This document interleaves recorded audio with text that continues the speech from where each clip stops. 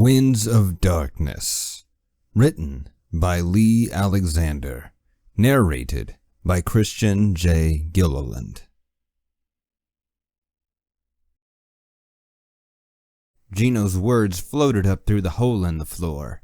Larry and I both sighed with relief. "Gino's still alive," said Larry. I looked around, trying to see if there was any way to pull them back up. Then I realized they had only fallen through the floor to the next story. "Gino! Hillary! Are you guys okay?" I shouted down. I heard some rustling for a moment and pained breathing. The dust still swirled around the hole, with ice glittering in the cloud.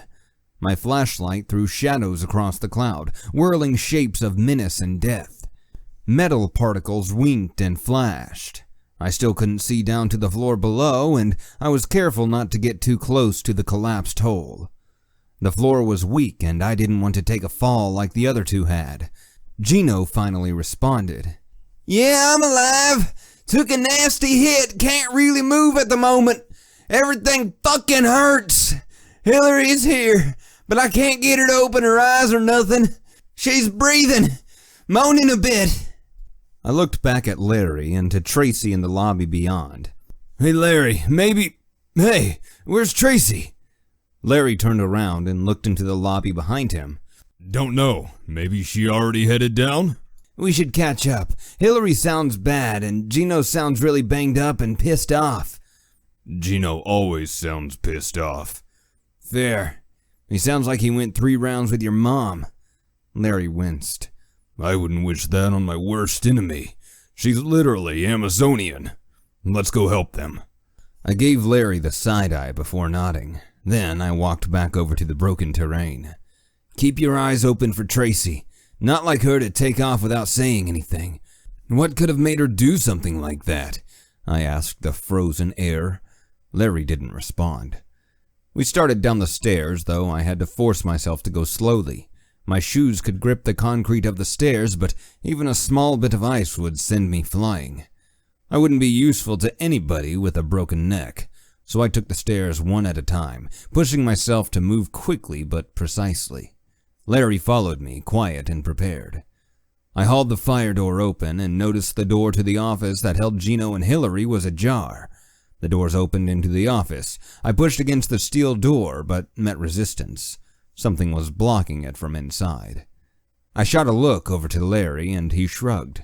He moved me aside and put his shoulder up against the door and gave a little shove. Nothing happened. He stooped a little lower to his center of gravity, shifted his feet a bit farther out, and leaned into the door with an explosive surge. The door bent inward with a cacophony of clattering and screeching. Larry shoved again and nearly fell when the door suddenly swung wide. It smashed into the internal stops with a resounding whang and didn't stop. The hinges gave out and the door careened off the wall before settling to the carpet with a whoomph. Larry caught himself after a small tumble. Office furniture was arrayed around the door, having been used to block it closed.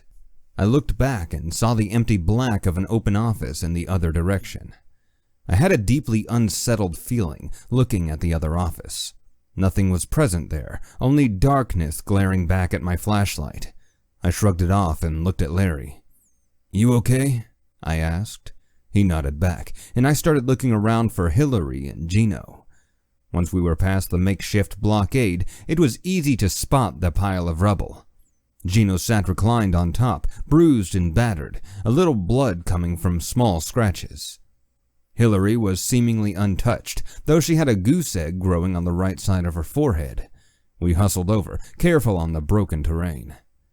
Larry immediately stopped to check Hillary over. I knelt next to Gino and started looking him over as well. He had been insanely lucky, ending up on top of the pile without being crushed or filled with rebar. He did have a fair amount of cuts, but they only oozed a little and the blood quickly froze. I checked his eyes with the flashlight and he responded correctly. "Fuck out of here with that bright fucking torture device." It wasn't the expected response, but he didn't appear to have a concussion. Just some bumps and bruises, and he would be in a bit of pain for a few days. Larry got Hillary to sit up and start talking, though he looked a little grim. "Are you okay to get up and walk around?" He nodded, looking past me at the door to the lobby. Hey, Dante, did you see that?